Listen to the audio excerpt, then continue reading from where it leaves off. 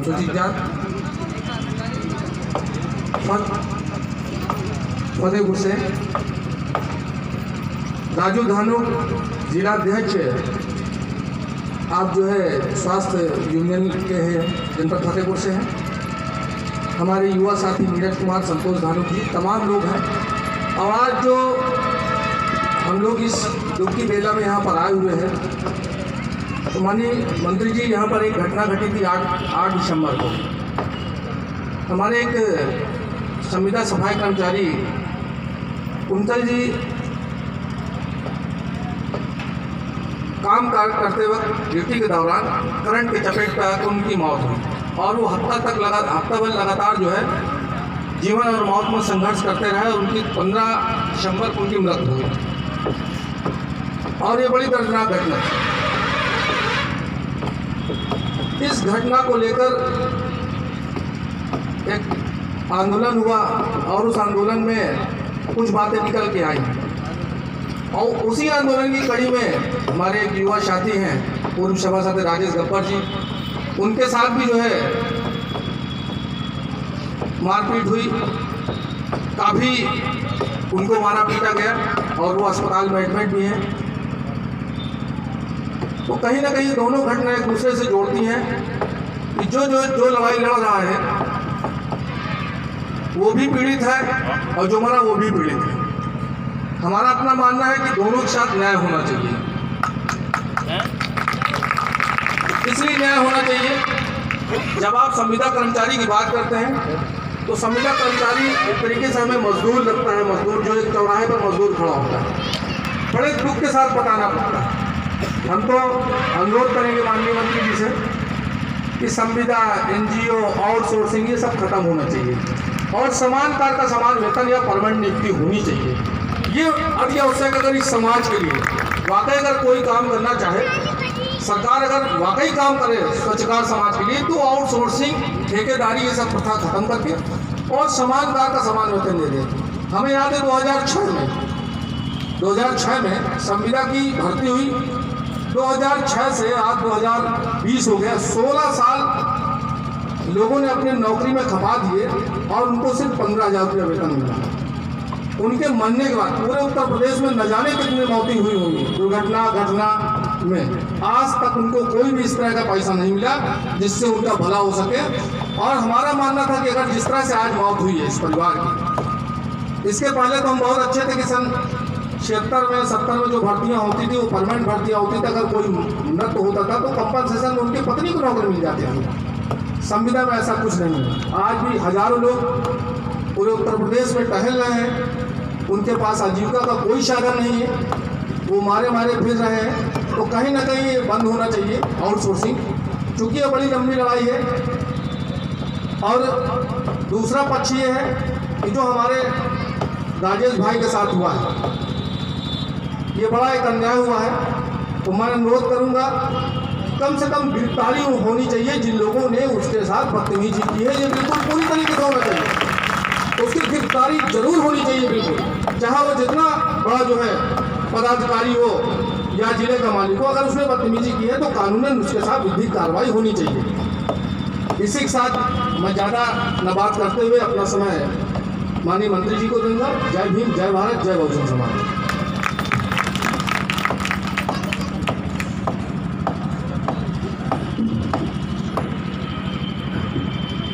इसी कड़ी में मैं आज के चीफ गेस्ट हमारे श्री मंत्री जी को आह्वान करना चाहूँगा कि वो आए और हमारे समाज को जो भी पीड़ित परिवार है जिनके साथ अन्याय हुआ है, न्याय दिलाने के लिए कुछ 4 शब्द कहें। मंत्री जी।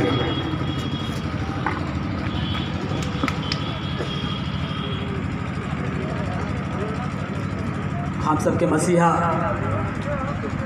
डॉक्टर बाबा साहब B.R. अम्बेडकर जी के चरणों को नमन करता हूँ। नमन करता हूँ महर्षि वाल्मीकि जी, महर्षि सुदर्शन जी को और हमारे उस कमाऊ पेशेवर समाज को जिसकी वजह से बड़े बड़े अधिकारियों को तमगा मिलता है। निश्चित रूप से आज की जो घटना मुझे बताई गई संतोष धानुक जी के द्वारा वो निंदनीय भी है और विचारणीय भी है।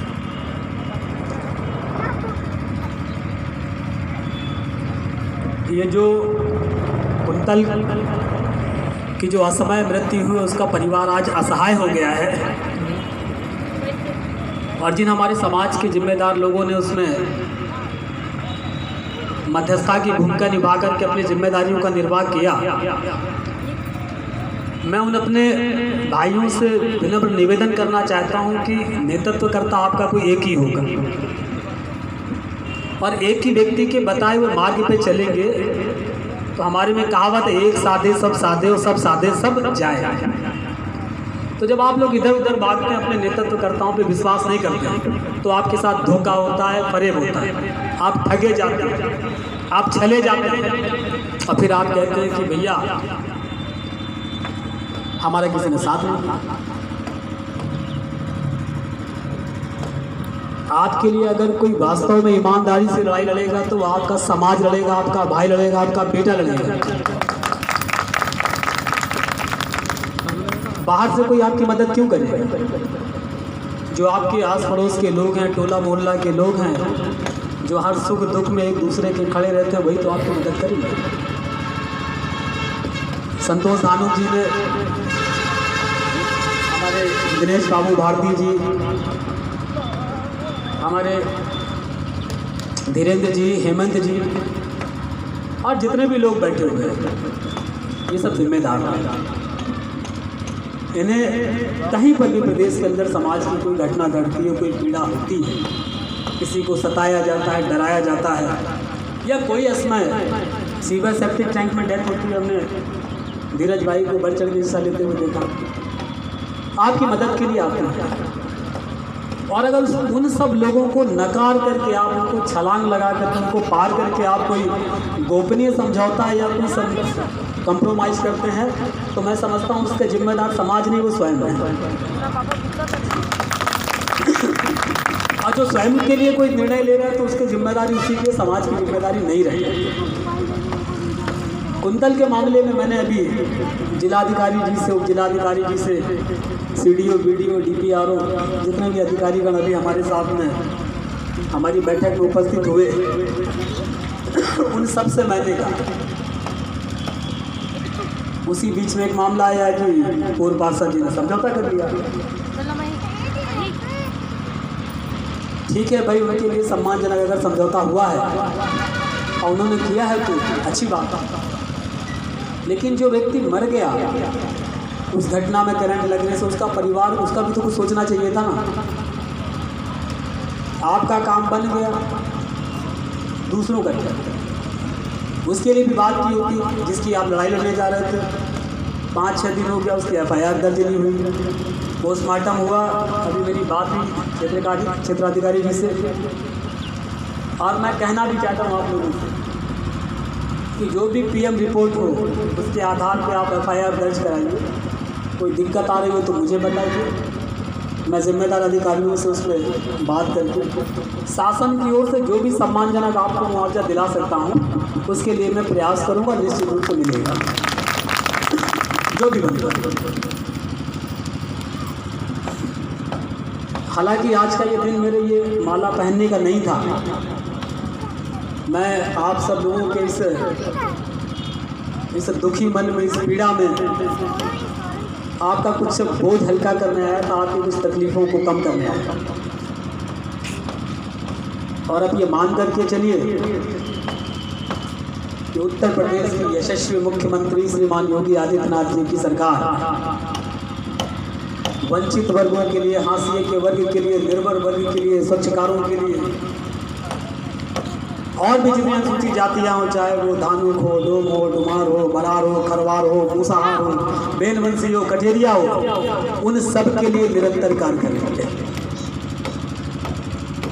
आप देखिए पिछली सरकारों की इस सरकार की तुलना में, अनुपात में आप ध्यान देंगे तो अनुसूचित जाति के लोगों को सबसे ज़्यादा सम्मान देने का काम अगर किसी ने किया तो यशस्वी प्रधानमंत्री नरेंद्र मोदी जी ने प्रयागराज में सफाई कर्मचारियों के पैर को छू करके उनके चरणों को वंदन करके अपने माथे में लगाने का काम किया। इससे पहले किसी देश के प्रधानमंत्री ने इतना बड़ा सम्मान दिया क्या? आपने देखा होगा उत्तर प्रदेश के यशस्वी मुख्यमंत्री जी ने अभी 6 दिसंबर को हमारे अनुरोध पर कुछ घटनाएं उत्तर प्रदेश के जनपदों में हुई जहां हमारे सफाई कर्मचारी लोग रह रहे हैं। जैसे जनपद कानपुर में कॉलोनियों में रह रहे, रिटायरमेंट हो गए, अब उनका परिवार का कोई व्यक्ति नगर निगम में नौकरी नहीं कर रहा है तो उसको बेदखली का ऑर्डर आता है। अब जो परिवार 3 पीढ़ियों से उस कॉलोनी में रहा हो, जिनके बुजुर्गों की अपनी यादें समेटे हों, वो आगे कहाँ चला जाएगा? इन 3-4 महीनों की लड़ाई में हमने रिजल्ट देने का काम किया। यशस्वी मुख्यमंत्री जी ने बाबा साहब अम्बेडकर जी के महापरिनिर्वाण दिवस पर लखनऊ में घोषणा की कि जहाँ कहीं भी प्रदेश के अनुसूचित जाति के लोग रह रहे हैं, काबिज हैं, उन्हें बेदखल नहीं किया जाएगा। वो चाहे ग्राम समाज की ज़मीन पर हो, नगर निगम की ज़मीन पर हो, या डेवलपमेंट अथॉरिटी की ज़मीन पर हो, या चाबरहार हो, ऐसी कोई भी जगह सेंट्रल गवर्नमेंट को छोड़ करके आप रह रहे हैं, आप उन बस्तियों को चिन्हित कीजिए और उन बस्तियों को हम लोग मालिकाना हक देंगे। वहाँ के रहने वाले लोगों को मालिकाना हक दिया जाएगा और मालिक बनाने के बाद वो अपने पैरों पर खड़े हो सकें। उस पर उनको जो भी मकान की कीमत 10, 20, 25 लाख होगी, उसका 20% सरकार लोन भी देगी और आपको कागज़ भी नहीं रखना है, सिर्फ कागज़ की प्रति दिखानी है। दूसरा ये कि जब हमने ये देखा कि बड़ी संख्या में बेरोजगारी फैल रही है, बात बिल्कुल सच है कि 135 करोड़ की देश की आबादी में सबको नौकरी देना संभव नहीं है। सरकार के पास इतने संसाधन भी नहीं है, लेकिन हम रोजी रोजगार की दिशा को देने के लिए, आपको अपने पैरों पे खड़ा करने के लिए, आत्मनिर्भर बनाने के लिए निरंतर कोई ना कोई योजना लेकर के आ रहे हैं। 2-3-4 योजनाओं के बारे में मैं भी बताना चाहूँगा हमारी विभाग से जुड़ी हुई। कोई भी हमारा भाई अगर हाई स्कूल पास है तो मुख्यमंत्री युवा स्वरोजगार योजना के अंतर्गत रुपए 5 लाख से लेकर 30 लाख रुपए का लोन भर सकता है। अगर कोई हाई स्कूल पास नहीं है, कक्षा 8 पास है, तो प्रधानमंत्री युवा स्वरोजगार के अंदर लोन ले सकता है। अगर वो उतना भी पढ़ा लिखा नहीं है, खाली दस्तखत करना जानता, हस्ताक्षर करना जानता है, तो वो एक डिस्ट्रिक्ट एक उत्पाद, एक जिला एक उत्पाद ODOP के माध्यम से भी उन 3 चीज़ों पर, अगर आप लेदर का कोई काम करना चाहते हैं, अगर आप रेडीमेड गारमेंट में कोई काम करना चाहते हैं, अगर आप होजरी में कोई काम करना चाहते हैं, होजरी का मतलब बनियान, ट्राउज़र, जीन्स, गारमेंट्स का मतलब पैंट, शर्ट या और भी चीज़ें, लेदर में आप जूता, चप्पल, पर्स, लेदर, जितने भी आप उसको लगाइए। आपने देखा होगा कि सरकार ने भ्रष्टाचार खत्म करने के लिए जितनी भी सरकार की योजनाएं हैं सबको पोर्टल पे डाल दिया, सब ऑनलाइन चल रहा है और जितनी भी योजनाओं का आपको लाभ लेना है उसमें 5-6 कागजों की ज़रूरत पड़ती है। नंबर 1 आधार कार्ड, नंबर 2 जाति प्रमाण पत्र, नंबर 3 आय प्रमाण पत्र, शैक्षिक योग्यता प्रमाण पत्र, बैंक की पासबुक की फ़ोटोकॉपी और आपका पैन कार्ड और 4 कलर फ़ोटो। आप चाहे प्रधानमंत्री आवास में लगाइए, शौचालय में लगाइए, लोन में लगाइए या और भी शासन की जो योजना आपको मिल रही हो, वो यही कागज़ आपके काम आते हैं। अगर कहीं कोई दिक्कत आ रही इसको भरने में, तो आप हमारे माध्यम से, दिनेश बाबू जी के माध्यम से, संतोष सिंह के माध्यम से आप इसके लिए बताइए, हम उस समस्या के लिए आपके खड़े हैं। भारतीय जनता पार्टी की सरकार एकमात्र ऐसी सरकार है जो गरीबों के कल्याण के लिए ही समर्पित है। भारतीय जनता पार्टी की सरकार गांव, गरीब, मजदूर, मजबूर, किसान, झुग्गी झोपड़ी में रहने वाले लोगों के लिए काम करती है। आखिर झुग्गी झोपड़ी में रहने वाले कौन लोग? अगर प्रधानमंत्री जी ने यह महसूस किया कि गरीबों को घर मिलने चाहिए, तो वो गरीब कौन लोग? हम ही दलित समाज के लोग तो हैं, हम ही वाल्मीकि समाज के लोग तो हैं, हमारे ही लोग तो झोपड़ियों में रहते हैं, हमारी बहन बेटियां तो खुले में शौच के लिए जाती थी, हमारे लोगों का तो उत्पीड़न होता था। और एक बात याद रख लीजिए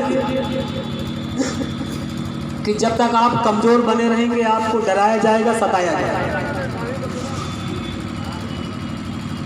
और आप मजबूत बने। जब तक आप मजबूर रहेंगे सताए जाएंगे। मजबूत बनने से मेरा आशा ये है कि जब आप सम्मानजनक पेशे को अपनाएंगे तो आपको सम्मान मिलेगा, और अपमानजनक पेशे को अपनाएंगे तो अपमान मिलेगा। ये बात दिमाग से आपको निकालनी पड़ेगी कि मल मूत्र का पेशा ये हमारे माथे के लिए नहीं है, इसको हम क्यों कलंक बना करके डोरें। हमारे लिए सरकार ने और भी रास्ते खोले हुए। हमारे परिवार के बुजुर्गों ने उस समय परिस्थिति रही होगी, बहुत गरीबी रही होगी, हमने लोगों का मल मूत्र उठाना स्वीकार किया, लेकिन आज इन 70 वर्षों की आज़ादी के बाद देश में बहुत परिवर्तन हुआ।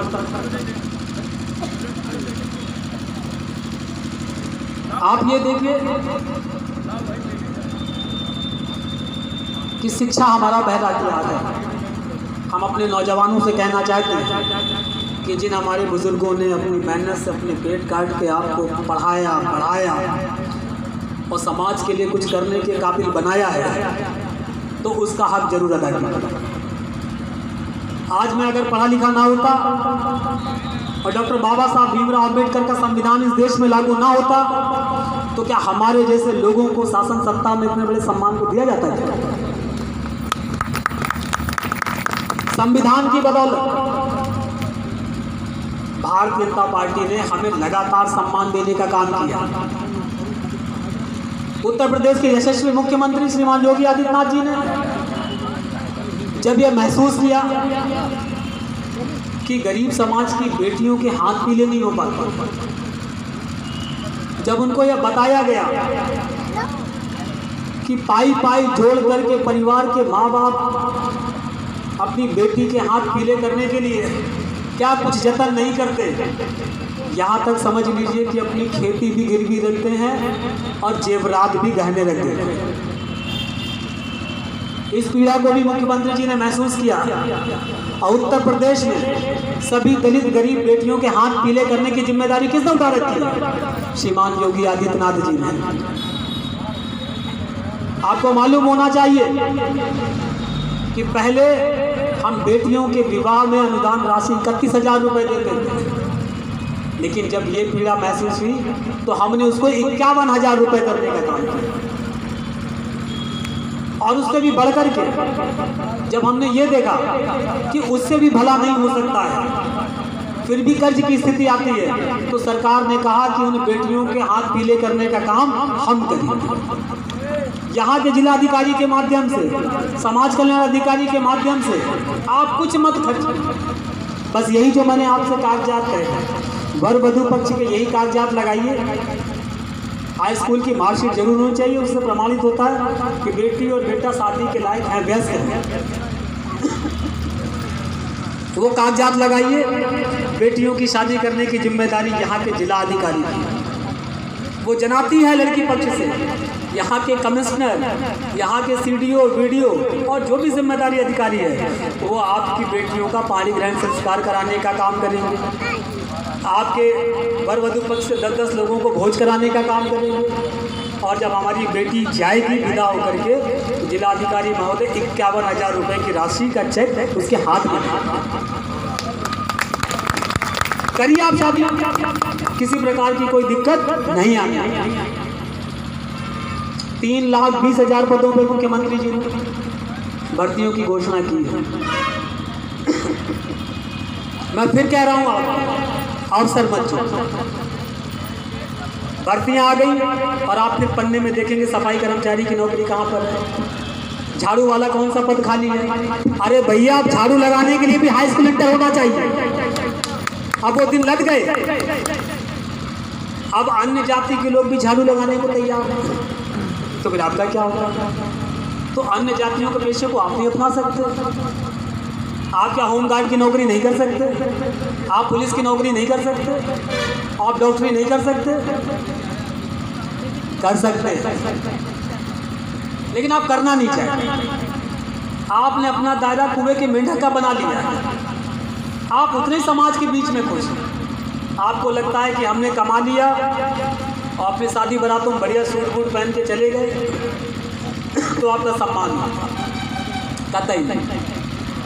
आप जब अदर समाज में जाते हो ना, तो आपको वही कह के पुकारा जाता है जो बड़ा अशोभनीय और निंदनीय है, जिसको हम सुनना नहीं चाहते। इसलिए मित्रों, बेहतर पेशा करेंगे तो बेहतर से बेहतर बनेंगे, नहीं करेंगे तो अपमान सहते रहेंगे और अपमान होता रहेगा।